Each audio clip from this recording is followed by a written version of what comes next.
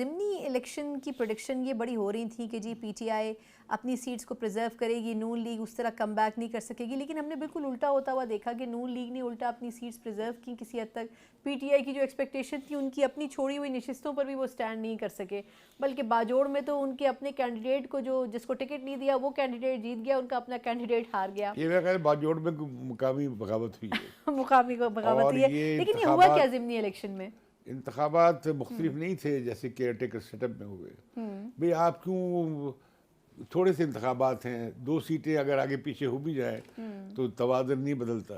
नहीं, लेकिन उन्होंने कंट्रोल किया आपके ख्याल में इस मेरा ज़िमनी इलेक्शन को देखिए आपने क्यों सोशल मीडिया फिर ऑफ कर दिया, आपने फिर इंटरनेट ऑफ कर दिया, बिल्कुल। और फिर ये कि आपने पूरी स्टेट मशीनरी यूज़ की, वहाँ बंदे लगाए। तो ये इलेक्शन वैसे ही थे जैसे पिछले इलेक्शन हुए, उससे मुख्तलिफ नहीं थे।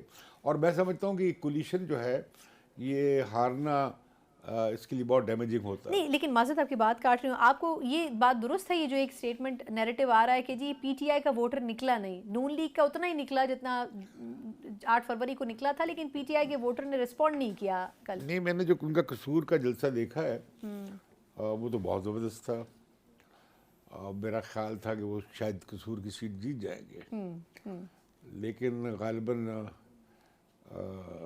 इन नताइज के बारे में वैसे ही सवालात उठ रहे हैं जैसे पिछले इंतखाबात, जनरल इंतखाबात के बारे में उठे थे। तो इसलिए आपको लगता है कि प्रिडिक्ट नहीं किया जा सकता? ये क्यों नहीं, देखे ना कहाँ तक आप स्ट्रेच करेंगे यार, थोड़ा सा तो क्रेडिबिलिटी ले आए इलेक्टोरल प्रोसेस में।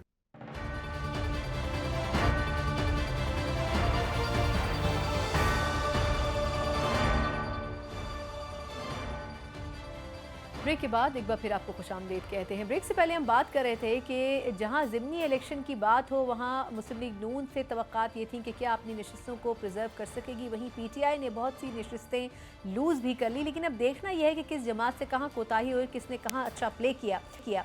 लेकिन दूसरी तरफ सियासी महाज के साथ साथ खुद पाकिस्तान के अंदर ईरानी सदर की आमद, ये कहा जा रहा है कि आया पाकिस्तान के लिए खुशाइन साबित हुई है या फिर पाकिस्तान के लिए मुश्किलात में इजाफा कर सकती है। ओवरऑल पाकिस्तान की हुकूमत के सियासी और बैनुल-अक़वामी सतह के जो मसाइल हैं, ख़ुद फ़ॉरेन पॉलिसी के हवाले से देखा जाए तो मियाँ शहबाज शरीफ साहब की पॉलिसी बज़ाहिर इस वक्त कुछ नज़र नहीं आती है। आया पॉलिसी खुद उनके अपने हाथ में है या फिर इदारों के हाथ में, चाहे सियासी महाज हो, चाहे दिफाई और ख़ारजी महाज हो?